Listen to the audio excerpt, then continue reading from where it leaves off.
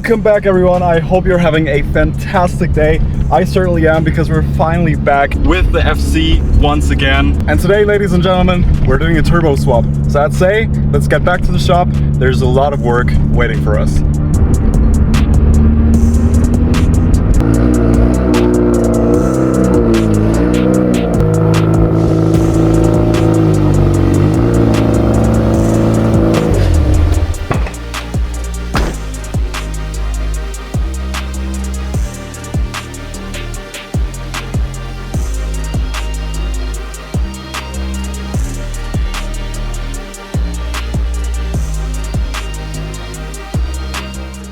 Back at the shop with the RX-7, and now let me get into why I'm doing a turbo swap on the FC again, because if you've watched this RX-7 series so far, you know that we've already done a turbo swap, but we're doing it again. We're actually reverting back to the stock turbo. I'll get into why exactly I'm doing that in a minute, but first, there are actually two different versions of the RX-7 FC. There's the S4 and there's the S5. My model being the S4, which would be the pre-facelift version, and there are actually small differences in the engine and in the turbo system between the pre-facelift and the facelift. And since I do not want to put the pre-facelift turbo back into the car, I've decided to go with a facelift turbo alongside the facelift exhaust manifold. And the reason why I'm gonna remove the big turbo from the RX-7 is very, very simple. It doesn't run very good. Now, I do not want to get too technical about this entire turbo swap, but all you need to know is that we're basically still running the stock ECU with the stock primary fuel injectors, but with upgraded secondary fuel injectors. And the problem with that is that since we're still running the stock ECU, once the engine actually hits 3000 RPM, the engine starts like bogging. So I've decided, let's go back to stock turbo, but not all the way back to the shitty stock turbo, but to the facelift one. It's much better. And I guess we will still be seeing similar power numbers with the stock turbo compared to the upgraded one I've put in previously. But long story short, too much talking. Let's rip this entire engine back apart.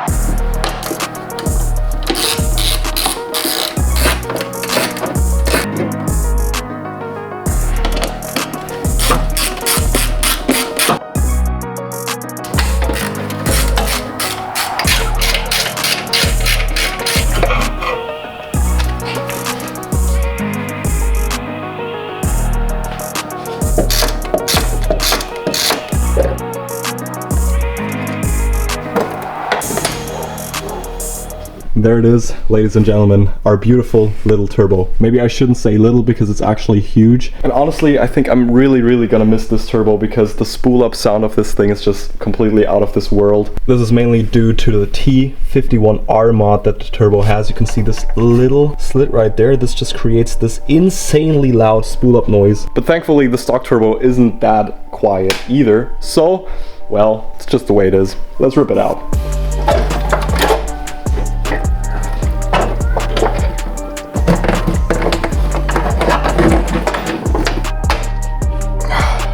Boy.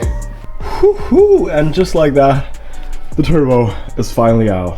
I'm really gonna miss this big boy. This thing just ran so good. The only slight unsettling discovery I've made so far is this coolant feed line. You see, this actually sat right over the exhaust housing of the turbo. And to prevent this from melting, I've put this titanium sleeve around it, as well as a turbo beanie. However, apparently that didn't really do that good of a job, because as you can see, this hose was literally like 2 minutes away from failing. It's just insane. Like, seriously, if I would have driven this car, I don't know, maybe a week longer or something, this would have completely burst. So I think it's good that we're doing the turbo swap, and I've already prepared the new S5 turbo. Looks really nice and clean now. And with the entire engine basically torn apart, I'd say let's quickly put the S5 turbo in so we can take the RX-7 for a rip. I'm really curious how the S5 turbo behaves, because on the S4 stock turbo, they're really suffering from boost creep. So once you actually put a 3-inch exhaust underneath, they start boost creeping, which is not good. And then these turbos just keep blowing and blowing. The S5 doesn't do that because it has a upgraded wastegate. So I'm really excited to take it for a rip and see how much power we're producing. But yeah, let's put it in.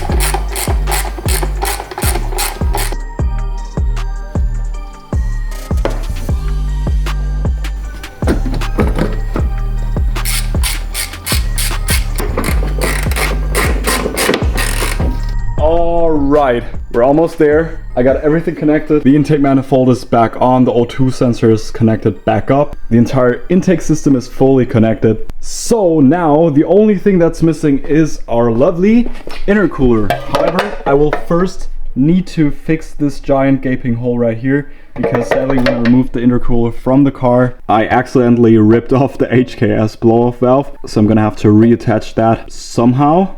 And then we can take the FC for its first maiden voyage with a new turbo. Like, as I said, I'm really curious because I do not know at all how the S5 turbo actually behaves. Like, I know how the S4 turbo feels, and honestly, it's not that much slower than the upgrade turbo that I've put in previously. So I'm really excited to see how the S5 will feel, because with the S5 turbo, we're not suffering from boost creep, so everything's nice, safe, and sound. Anyways, let's put the intercooler back on and button everything back up.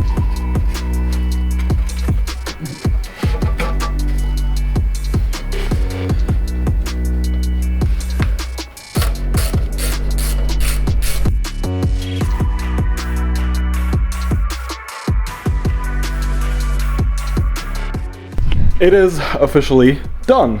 I'm so excited to finally take this car for a rip now, because now it should run like it did from factory once again, because I've switched over the injectors for the stock ones. We basically got a stock turbo in there, so I see no reason why this thing shouldn't run great. Now I am just gonna crank it a little bit just to build up some oil pressure, just to make sure that the turbo is well lubricated before I actually fire it up. I already pre-filled the turbo with a little bit of oil, but I'm still just gonna crank it a few times just to build up some oil pressure. Also, I just need to bleed the coolant real quick, and then we can take it out for a drive.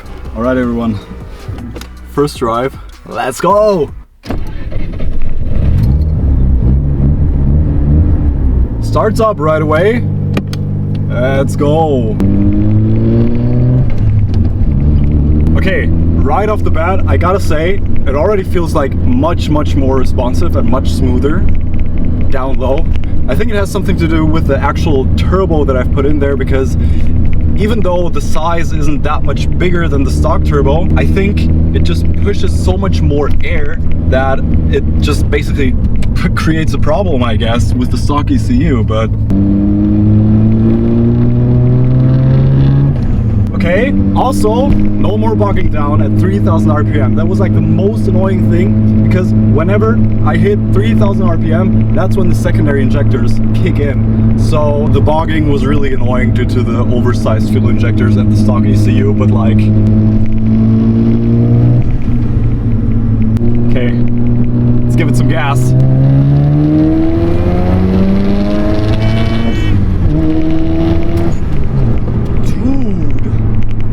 That's genuinely insane. The power difference between the upgraded turbo that I've put in there, and like you've seen how big the turbo was, it was huge. The difference between that and this stock S5 turbo, honestly, I cannot feel it. If anything, it just runs so much better. It just runs so good. Dude! Oh! That's so good. It just feels like a totally different car. And now I don't have to worry anymore about like shitty AFR values, like anything breaking, any like coolant lines burning up or melting, like seriously. And also, in my opinion, it sounds better for some reason. I don't know. 3, 2, 1.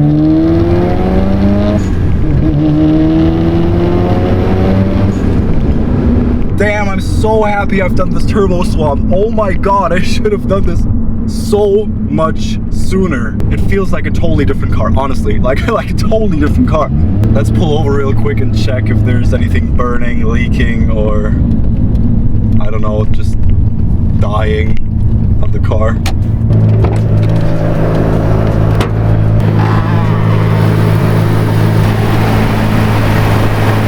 Ladies and gentlemen, I do not see any leaks, anything burning, nothing smoking. This thing runs so good. It literally never ran any better than this. I'm just insanely excited. You cannot believe how well this thing runs now. Just listen to this.